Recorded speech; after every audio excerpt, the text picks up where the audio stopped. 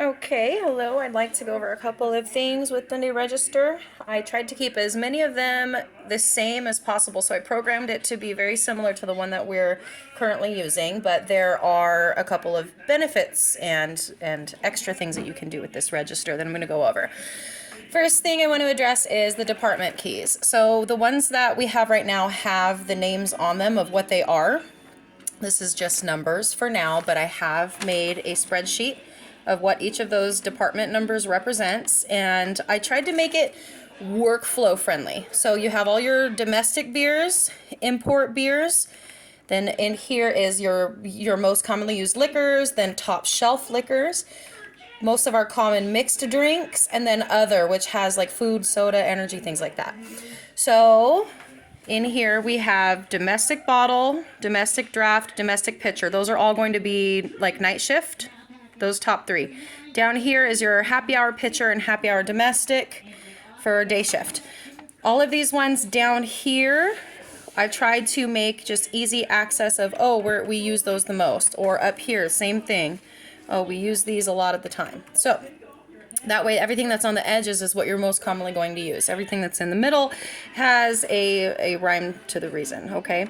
So we have a group here of your pitchers. I didn't put any of the pitchers on the bottom because I wanted them to just be in a central location, so I know any of these 4 keys is going to be one of the pitchers that I want.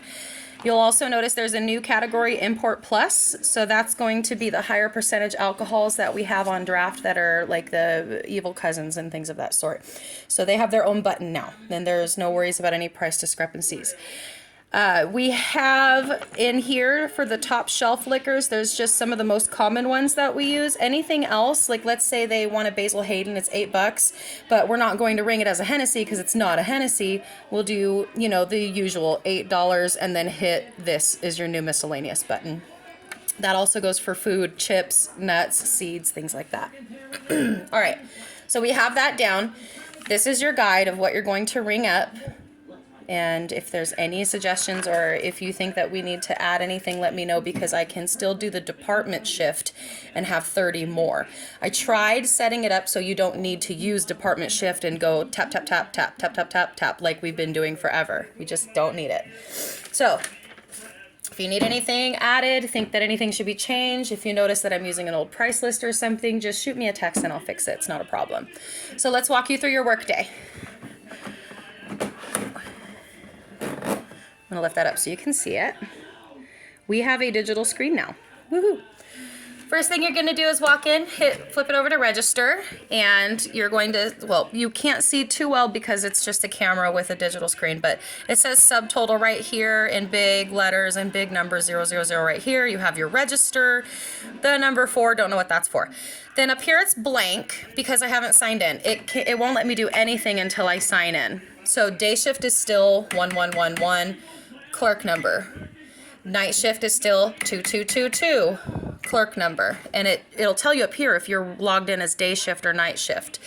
If you have to split your shift, if someone goes home sick, or if we end up having some crazy hour situation and we need a third person on the register today, there's a new option, 3333, clerk number, and that will come up as mid shift. So like the days where I've been splitting with Terry, I come in and she comes in at noon. I could technically run a report as my own shift, and then she could log in as the mid shift under 3333. Night shift comes in as 2222. And when you run the X and Z reports, it'll tell you everybody's stuff. So just for starting our day off, we're gonna go 1111. This is the day shift, hit clerk number. Now I'm logged in, day shift. Let's go through a couple examples of sales. So someone comes in and they want a domestic draft and a well vodka, and it's not happy hour. So I'm gonna do department 4 for domestic draft, and well vodka is number 12. Then my subtotal is $7. So I'll say $7, and they say, oh, no, actually I don't want the well vodka. Let's make it a Tito's instead. Okay, so now I have to change this well vodka to Tito's. So I can go down arrow right here and highlight it. Let me see if I can get that on my screen. I highlight it. See how it says well right there? There we go. So at the bottom of my screen, it's asking, hey, is this the one you want to void? I say yes, so I hit the enter button, and now it's gone. My subtotal is 325. Now I can add the Tito's. My Premium Plus is Department 15, so I hit 15, Premium Plus. New subtotal is 1025. Okay? Now they decide, oh, you know what? Let's make 2 Tito's and a domestic draft. Oh, okay, so now I can either hit Premium Plus again, or let's say they want like 15 of them, you know. Let me delete these. And instead of hitting department 15 times, I can do, let me show you. I can do this. I can go 15 times, this is the little times button, 15 times Tito's is Premium Plus. Now, 15 Premium Pluses have shown on my screen for $105. Woohoo. Yeah, give me that sale.